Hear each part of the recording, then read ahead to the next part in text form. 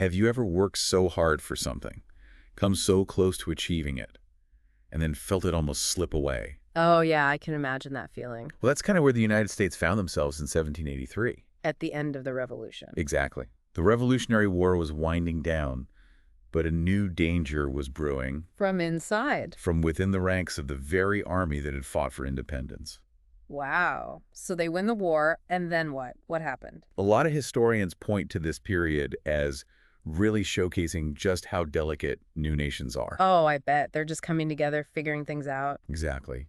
It reminds us that moving from war to peace is almost never a smooth transition. Yeah, you've got all this energy and focus on the war effort, and then it's just over. And you've got to figure out what comes next. Right, exactly. Well, everyone's celebrating the victory. Underneath it all, there's this resentment brewing among the Continental Army. That makes sense. What was it about?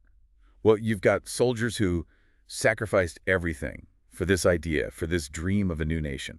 And now they're facing the very real possibility that this nation they fought for might just collapse before it even really begins. They must have felt betrayed. Absolutely. We're talking unpaid soldiers, supplies running low, a Congress that seems totally indifferent to their struggles. A recipe for disaster. And that's exactly what almost happened. Yeah. This discontent boils over into what we know as the Newburgh conspiracy. I've heard of that. Wasn't that some kind of planned uprising? It was a planned uprising of officers stationed in Newburgh, New York. Okay. They were led by General Horatio Gates. Okay.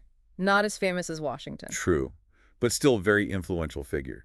They planned to basically use their military power to force Congress to address their grievances. I see. So they're putting everything on the line, risking their reputations, their careers, And possibly their lives. just to get what they felt they were owed. To secure the future they thought they were fighting for.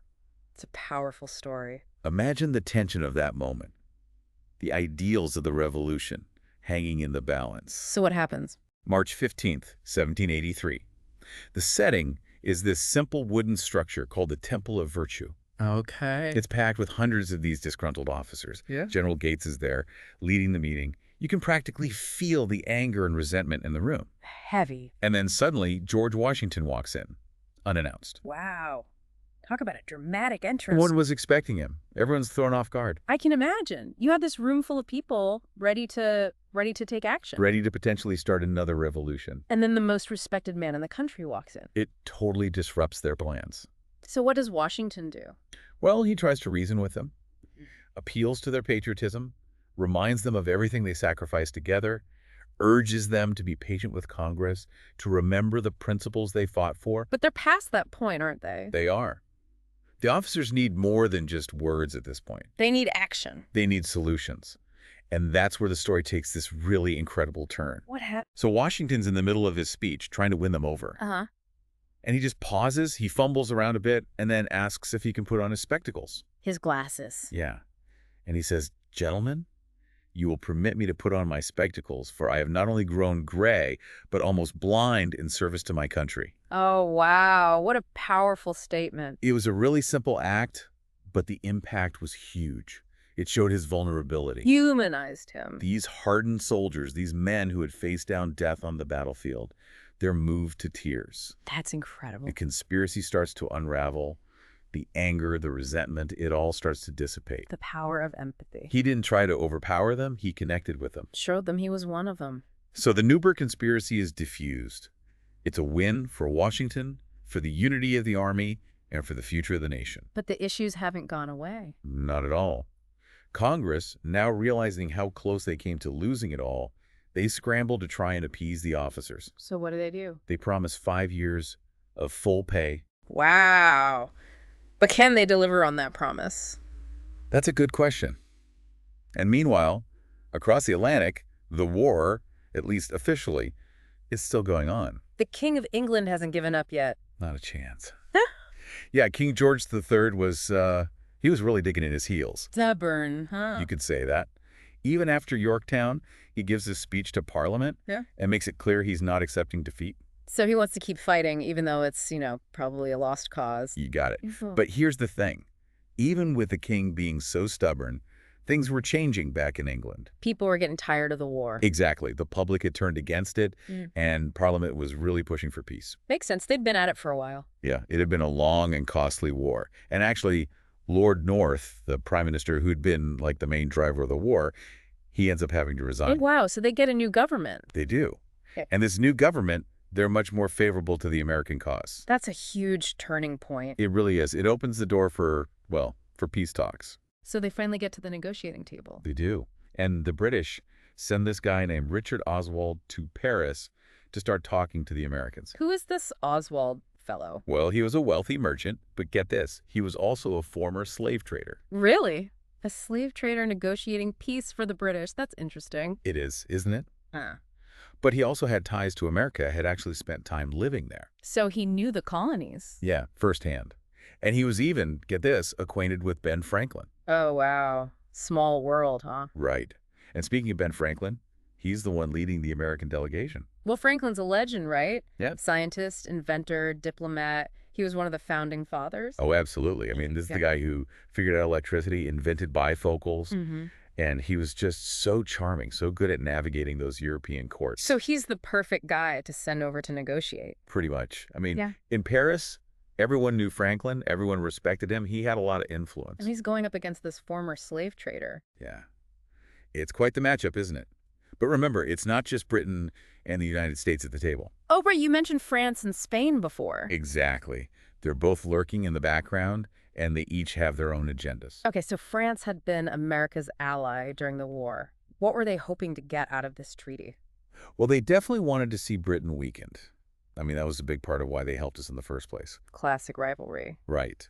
But they also didn't really want to see a powerful, independent United States emerge. Ah, so they're trying to keep the U.S. weak and dependent on them. That's the game they're playing. What about Spain? What were their goals?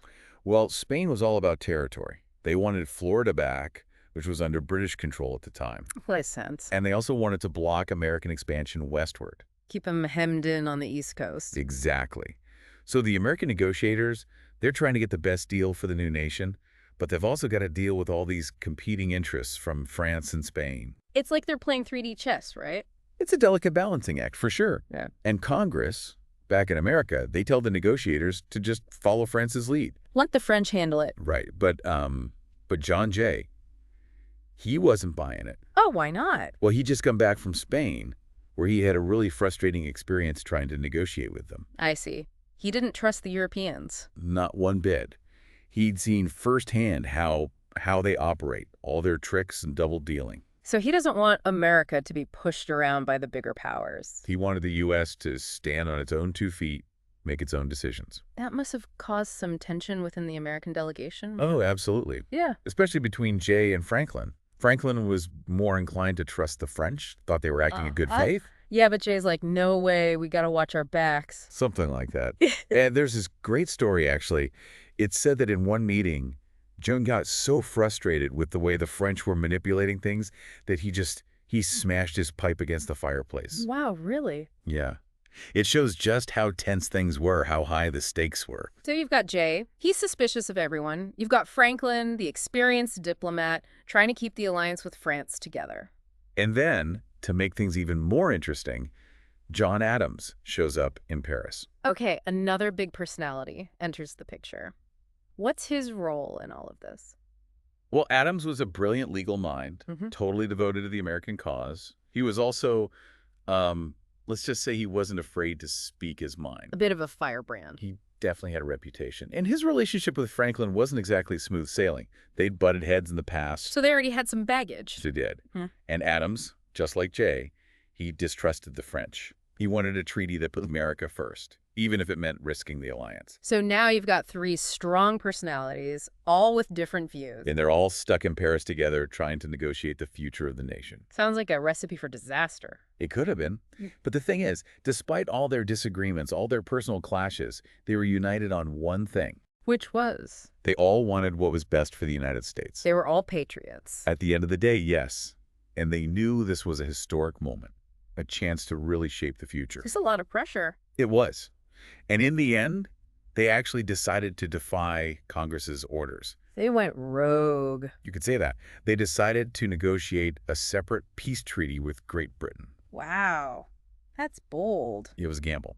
But they knew that to truly secure American independence, they had to act on their own. What were the main points they were trying to hammer out in this treaty? Well, first and foremost, they needed recognition of American independence. That was non-negotiable. Oh, okay, that makes sense. What else? The withdrawal of all British troops from American soil. Get him out. And then there's the question of boundaries, figuring out where the new nation would begin and end. That's huge. Hugely important. And there were things like fishing rights, which were vital to the New England economy. Okay, and I'm guessing those were tricky to negotiate as well. There were. And then there was the issue of compensation for loyalists, the colonists who had sided with Britain during the war. Right, a lot of people lost property and were forced to flee. Yeah, a very complicated issue. So the Americans are trying to secure all of this, and they're going up against these experienced European diplomats. It was a tall order. So how did they pull it off? Well, they were a pretty formidable team, actually. Hmm. Franklin, with his diplomatic skills and that charm of his, he was really good at building rapport with the British. Yeah, he knew how to work a room. He did. And Jay, with his skepticism and his sharp legal mind, he was really good at spotting potential problems, making sure the American interests were protected. He was the detail guy. Exactly.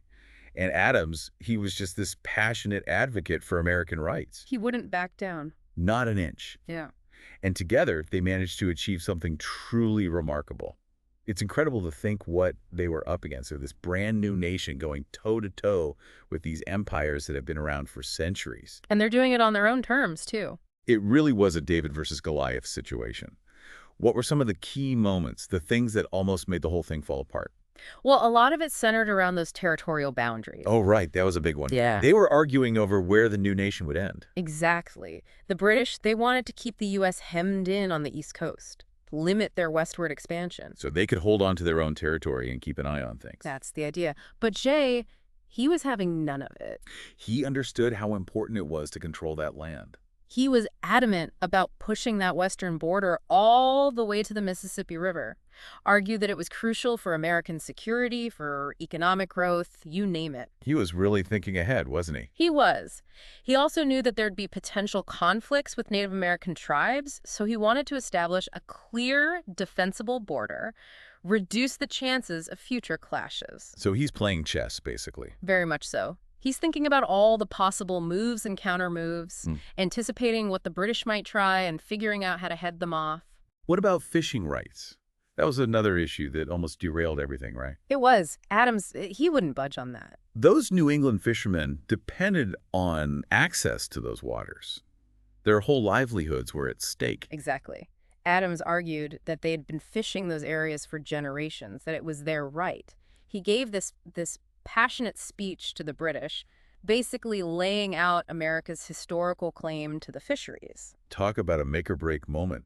Did the British just give in? Not at first. They saw those fishing grounds as a valuable bargaining chip. A way to pressure the Americans into making concessions on other things. Right.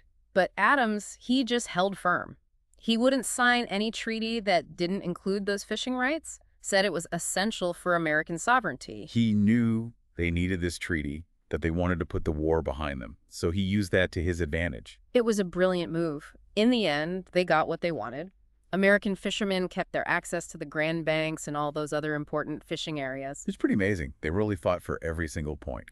They did. They had to. This wasn't just about ending a war. It was about building a future. And so, piece by piece, they hammered out this agreement, recognized American independence, secured favorable boundaries, and protected those vital economic interests. The Treaty of Paris. Signed on September 3rd, 1783.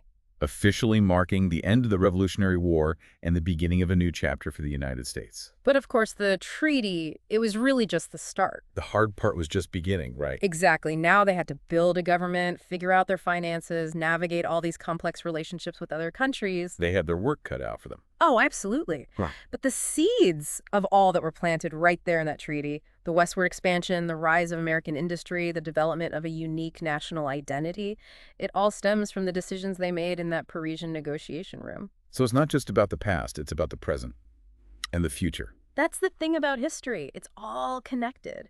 And the lessons we learn from those who came before us can help us navigate the challenges we face today. It makes you think, doesn't it? What can we learn from the Treaty of Paris? How can we use those lessons to create a better world? I think that's a question worth pondering. It's a reminder that we all have a role to play in shaping the future, just like those American negotiators did back in 1783. It's inspiring, to be honest. Well, thank you so much for taking us on this deep dive into the Treaty of Paris. I think we all learned a lot today. It's been a pleasure. Always happy to talk history. And to our listeners, thanks for joining us. We'll be back soon with another deep dive into the moments that shaped our world. Until then, keep learning, keep questioning, and keep diving deeper.